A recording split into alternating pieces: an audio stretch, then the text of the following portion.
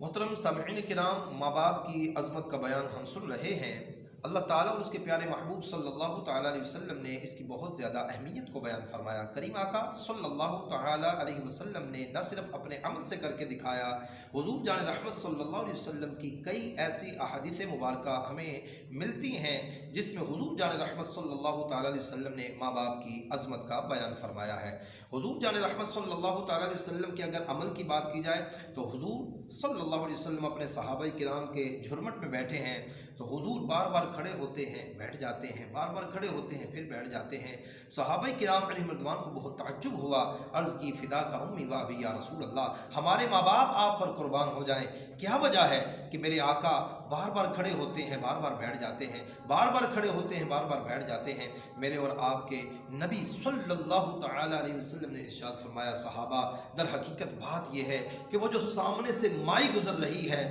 وہ ماں ہے جس کا میں نے بچپن میں دودھ پیا تھا۔ دائی حلیمہ سعدیہ وہ سامنے سے گزرتی ہیں تو مجھے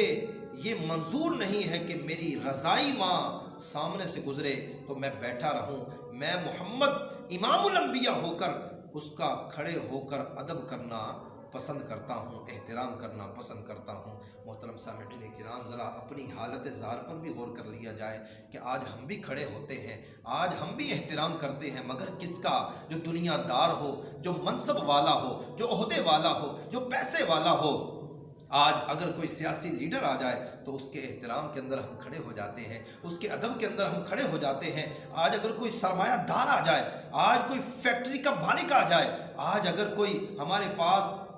بزنس مین آ جائے، ہم اس کے ادب و تعظیم کے لیے کھڑے ہو جاتے ہیں۔ ہم اس پر حکم شرع نہیں لگا رہے کہ یہ کھڑا ہونا جائز ہے یا ناجائز ہے، مگر بات یہ ہے، اسی پر ذرا یہ غور کرنے کی ضرورت ہے، کیا ہم اپنے ماں باپ کے آنے پر بھی کھڑے ہوتے ہیں؟ تو محترم سامعین کرام، جہاں دنیا داروں کے لیے کھڑا ہوا جاتا ہے،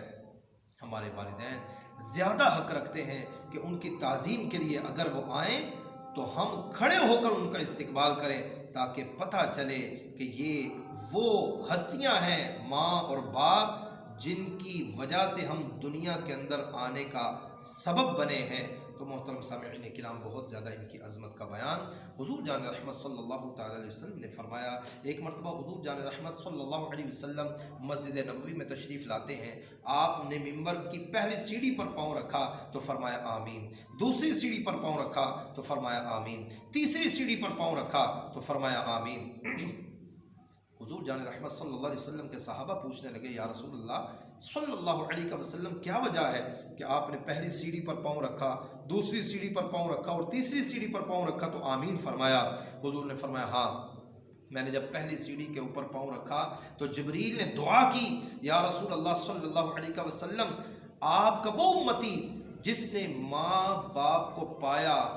اور جنت میں گھر نہ بنا سکا، فرمایا وہ محروم اور بدبخت ہو جائے، تو میں نے کہہ دیا آمین۔ دوسری سیڑھی پر پاؤں رکھا تو جبریل نے دعا کی، یا رسول اللہ صلی اللہ علیہ وسلم، جس نے رمضان کا مہینہ پایا